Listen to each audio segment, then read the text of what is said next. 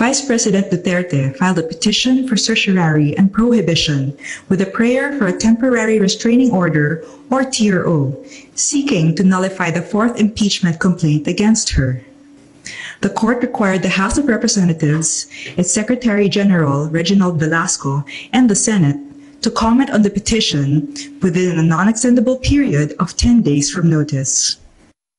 Mga kabayan, tila nakahanap ng kakampi itong si Vice President Inday Sara Duterte matapos maghain ng petisyon ang kanyang kampo sa Korte Suprema upang ipatigil at ipabasura ang investigasyon sa Senado, ganun din upang kwestiyonin ang proseso ng impeachment complaint laban sa kanya na pinirmahan ng mahigit 200 mambabatas. Kahapon ay ipinag-utos ng Korte Suprema na magpaliwanag ang Kamara at Senado, partikular ang Secretary General ng House of Representatives na si Reginald Velasco. Ayon sa Korte Suprema, dapat magpaliwanag at magkomento ang Kamara at Senado sa loob ng 10 araw kaugnay sa petisyon na inihain ni VP Sara Duterte laban sa kanila. Afternoon, the Supreme Court en banc during its session today, February 25, 2025, acted on the following matters. In the case of Sara Duterte versus House of Representatives et al., Vice President Duterte filed a petition for certiorari and prohibition with a prayer for a temporary restraining order, or TRO, seeking to nullify the fourth impeachment complaint against her. She claims the impeachment complaint violated Article 11, Section 3, Paragraph 5 of the Constitution, which states that no impeachment proceedings shall be initiated against the same official more than once within a period of 1 year. The court required the House of Representatives, its Secretary General Reginald Velasco, and the Senate to comment on the petition within a non-extendable period of 10 days from notice. Dahil dito naniniwala ang ilang political expert na posibleng mabaliwala o mabasura ang mga inihaing impeachment complaint ng ilang grupo laban dito kay VP Sara kung sakaling mapatunayan ng korte na walang basihan at walang sapat na ebidensya na maipapaliwanag o maipipresenta ang Kamara base na rin sa magiging komento nila kaugnay sa issue.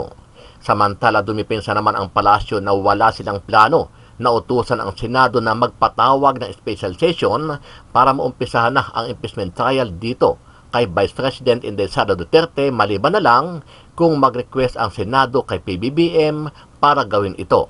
It would be an awkward position on the part of the President to voluntarily call for special session, considering that there is this ongoing intrigues that the President is behind the impeachment proceedings. So it is better for the Senate to request the President, considering that even the President made this pronouncement that if the Senate will ask him to call for a special session, he will do so. Sa kabila nito, umamin naman si Yusek Claire Castro na may kapangyarihan ang Pangulo at pwede niyang gawin ito anytime sa oras na hilingi ng Senado ang special session.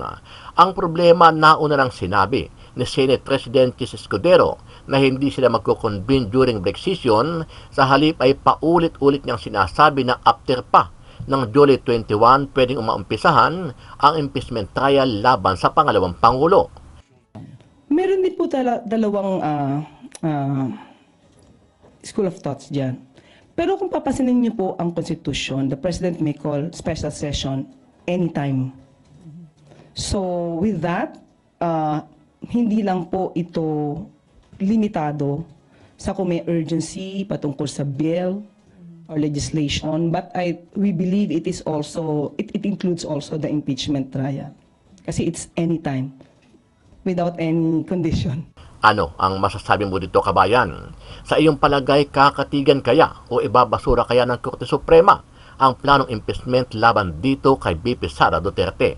Sama-sama nating panuorin ang buong video at pakicomment nyo po ang inyong mga reaksyon at sariling opinyon. Pero bago yan, sa mga hindi pa po nakasubscribe sa ating channel na Kabayan News PH, pakipindot po ang subscribe button at pakiclick na rin ang notification bell para lagi kayong updated sa mga bagong upload natin na legit at napapanahong balita. Maraming pong salamat. Nag-utos ng Korte Suprema sa Senado at Kamara na magpaliwanag kaugnay sa petisyon na inihain ni Vice President Sara Duterte sa naging proseso ng impeachment laban sa kanya. Para bigyan tayo ng detalye, makakausap natin sa linya ng telepono si Camille Samonte. Camille, kanina lang yan inanunsyo ng SC, ilang araw daw ba yung binigay nila para sa pagtugon ng Kongreso tungkol dito? Ruth, binigyan ng 10 araw ng Korte Suprema ang Senado at Kamara para magkomento sa petisyon na inihain ni Vice President Sara Duterte. Kaugnay ito sa pag-question ni Duterte sa naging proseso ng impeachment sa kanya ng Kamara. Sa kanyang petisyon, hiniling ni VP Sara sa Supreme Court na maglabas ng temporary restraining order at writ of preliminary injunction para pigilan ang Senado na isagawa ang impeachment trial sa kanya. At kabakailan lang din, Camille, naghain naman ng petisyon ang grupo ni na Attorney Israelito Torion kasama yung iba pang mga kaalyado ng mga Duterte para ipatigil naman itong impeachment laban kay VP Sara. May sinabi na ba dyan ang Korte? Ruth, pinag-aaralan pa rin ng SC kung pagsasamahin na lang nito ang petisyon ni VP Sara at petisyon na inihain naman ng grupo ni na Attorney Israelito Torion na gusto ring ipatigil ang impeachment case sa bise. Sa ngayon, wala pang tugon yung mga mahistrado sa petisyon ni na Torion. Nauna naman ng sinabi ni Senate President Cheese Escudero na ang Solicitor General ang magsusumite ng kanilang komento kaugnay ng mga petisyon na may kinalaman sa impeachment case ni VP Sara. Kinwestiyon ng Supreme Court Associate Justice Amy Lazaro Javier ang paglilipat ng 89.9 billion pesos na pondo ng PhilHealth pabalik sa National Treasury. Lalo na at ginamit ito sa mga programang may nakalaan ng pondo. Partikular niyang tinutulan ang PGN Island Bridges Project na ayon sa kanya ay fully funded sa pamamagitan ng loan mula sa South Korea. Nangako naman si Solicitor General Bernardo Guevara na alamin pa nila ang detalye ng issue at ipagpapatuloy ng Korte Suprema ang oral arguments sa March 4. The PGN Bridges project appears to be fully funded by the Export-Import Bank of Korea in the amount of 174.49 billion plus. Is there an urgency to transfer the PhilHealth funds when the project is already fully funded? Your Honor, this is a matter really of delving into the wisdom of the legislature in allocating funds. Yes. So while funding a project that is already fully funded under the category of unprogrammed. Former COA Commissioner Heidi Mendoza. Sa ito po naman, para lang mas malinaw po ang isyong ito doon sa iniharap mismo po ni Justice Amy Lazaro Javier na bahagi po ng sinasabing COA report. Magandang umaga po, Ma'am Heidi. Ay, magandang umaga, Ted and DJ Chacha. Heidi lang, oo. Apo, sige. Magandang usapan ninyo. Okay, thank you po. Ito lang pong bahagi po nung Independent Auditor's Report para lang mas maintindihan namin. Sabi po dito, in our opinion, because of the significance of the matters discussed in the basis for adverse opinion section of our report, the accompanying financial statements do not present fairly in all material aspects the financial position of PhilHealth as of December 31, 2021 and 2020, and its financial performance and cash flows for the years ended in accordance with Philippine Financial Reporting Standards. Ano ibig sabihin ito, ma'am? Ay, hindi po ma'am, Heidi lang. Apo, Okay. yes, Heidi. Unang-una, ito ho yung suma total. Diretsohin natin. Ang ibig sabihin ng adverse opinion, merong significant na misstatement. Ibig sabihin, financial statement, hindi siya reliable. Hindi ka pwedeng magtiwala. Misrepresented. Ibig sabihin ay merong hindi tamang pagre-represent. Misstated. Hindi tama yung nakastate sa financial statement. At ito yung matindi. The financial statements do not accurately reflect the financial performance and the financial health. Ayan, related pa naman sa health of the organization. So matindi po ito. Kasi ang ibig sabihin po niyan, kung ako ay mag-i-invest at titingnan ko yung financial statement mo at ito yung opinion, aba ay wala ho akong, hindi ako magkakaroon ng lakas ng loob. Dahil ang sinasabi yung financial statement mo ay hindi ko pwedeng pagtiwalaan para ako'y magbigay ng opinyon. Para ako'y magbigay ng desisyon, di ba?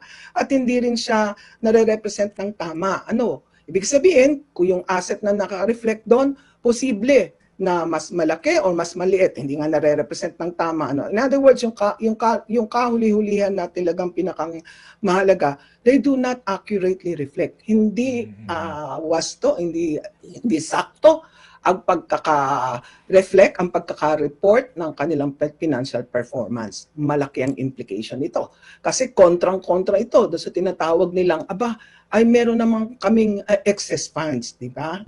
Di ba? Ted and Chacha? Opo, okay. So ito ho naman, no, in the same manner as, ang sabi po dito, the balance of the account provision for insurance contract liabilities, ICL, as of December 31, 2021, both in the amount of 1.0114 trillion pesos is unreliable due to non-recognition of the changes in estimates in calendar year 2021, which was not in accordance with the requirements of the Philippine accounting standards, resulting in the misstatement of the accounts, provision for ICL and members' equity accounts as of December 31, 2021, and other comprehensive income for calendar year 2021 by the amount of 674.946 billion. Ano po yun?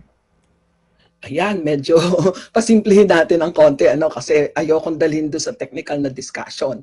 Parang eto kasi 'yon pag tiningnan natin yung financial statement for that year, I think ito yung ang nakita natin na biglang bumagsak yung tinatawag nating equity, 'di ba? Yung pag minus mo yung mula sa iyong asset, binawas mo yung pagkakautang, ang natira ay negative, di ba? Ibig sabihin, mas malaki ang utang. Ang sabi nila, kasi ni-recognize namin yung tinatawag nating provision for insurance contract liability. Maganda ang pagkapaliwanag kahapon ng bagong commissioner ng COA. Sabi niya, ito ay para bang ina-anticipate mo. Ano magiging present value sa masusunod na taon kung halimbawa, biglang dumami ang nag-enroll na miyembro. Pag dumami yung contribution mo, ay posibleng dadami rin naman yung iyong expenditures, yung benefit claims dahil baka magkasakit, lalong-lalo na kung karamihan dyan is senior citizen halimbawa, ina-expect mo na mas malaki yung benefit mo doon. Ngayon, kapag halimbawa yung tinatawag mong premium contribution mo na ina-expect, yung present value niya, yung discounted value niya, ay na-exceed ng tinatawag nating ina-expect mo yung discounted value ng iyong benefit claim, kailangan mong mag-recognize ng tinatawag nating liability, di ba? Ngayon, pag sinabi natin na, teka, hindi natin pwedeng pagkatiwalaan yung computation ng tinatawag nating provision for ICL. Malaking bagay yan. Kasi nakita na po natin, Ted and Chacha at mga minamahal nating tagapakinig na make or break yung ng result, di ba? Ang ibig sabihin, pag hindi katiwa-tiwala yan, ay hindi na nga katiwala, malaking-malaki na yan. Kung malaki, ay talagang magkakaroon ng tinatawag nating negative equity. Tapos nung sumunod na taon, ay biglang bumagsak, di ba? Hindi naman natin sinasabi na ito ay parang may ginawang magic or what, pero malaking isipin, malaking duda ang kinikreate nito kapag sinabi natin na unreliable. Ngayon, pag binasa pa natin yung audit report, meron dong pinakang root cause na nakalagay. Ang sabi nila, kasi hindi daw nagko-coordinate din yung Treasury Department at saka yung tagagawa ng tinatawag nilang actuarial estimate. Teka muna, di ba ito pag kino-compute natin yung provision for ICL, kailangan reliable yung ginagamit mong basis at reliable yung computation ng actuarial estimate. More or less, ibig ko sabihin, kayang tumayo, di ba? Ngayon, kung meron tayong problema dyan o sinasabi natin hindi kayo nagko-coordinate, ay wala ka ngayong basis doon sa pag-compute mo ng di ba?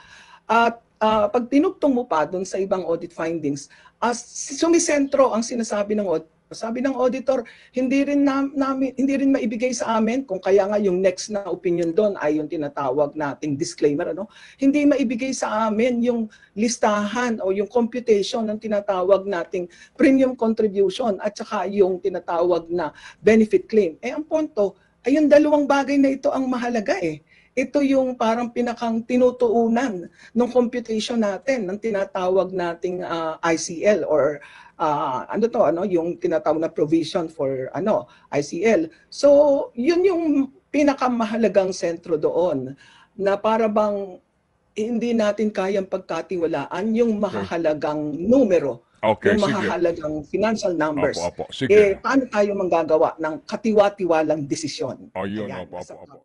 Pag-usapan natin itong post ni Dare to Ask 1 hour ago na i-post. Sabi niya, Chief Justice Alexander Gismondo requested the Solicitor General to submit to the Supreme Court a listing of all cases of notices of disallowance issued by COA on PhilHealth over the last 5 years, particularly those cases that reach the Supreme Court and the status of those cases.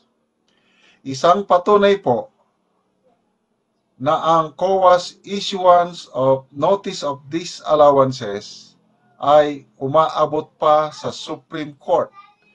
It doesn't end with COA. Ito, matindi ito. As per 2023,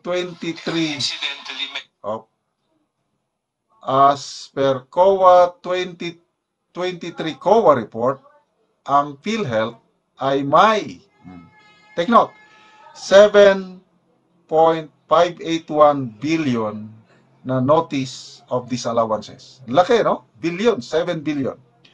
Also, Congress, especially the House of Representatives, never ever conducted an investigation or hearings about these notices of disallowances of PhilHealth, just like how they did with the OBP and DepEd.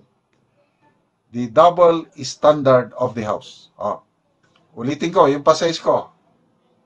Opinion o perspective ni Dare to Ask, double standard ang House of Representatives. Bakit ina-audit nila ang Office of the Vice President and DepEd under Vice President Sara, nakakaunti man lang yung pundo, yung notice of disallowance doon is 73 million lang. Bakit itong 7.5 billion na notices of disallowances ay hindi iniimbestigahan ng mga congressman?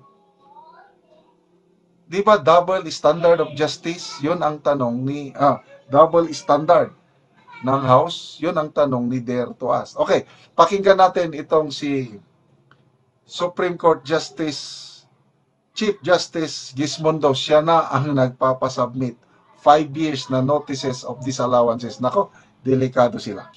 Kaya, these are all positive developments, malaking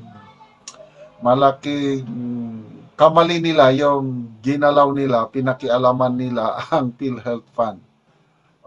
Yung mga nababasa ko lang ito, 230 billion pala ang gusto nilang kunin ang Congress sa PhilHealth. Kasi lumalabas sa financial statement ng PhilHealth, ang dami nilang reserve fund.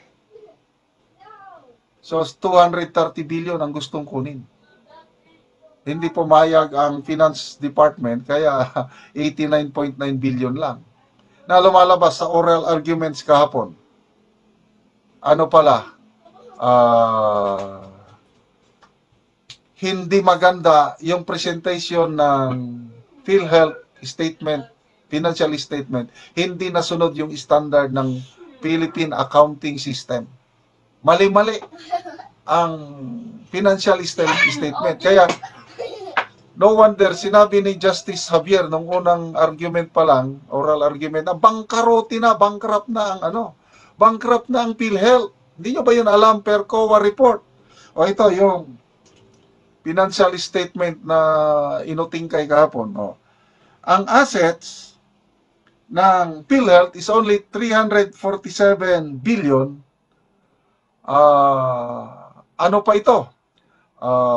Ano ba to? Overstated, napasobrahan ang assets, 347 billion, overstated. Ang liabilities, ang laki, 1.16 trillion liabilities. Misstated, maliit ito. Actually, mas mataas, according to Supreme Court Justice Javier.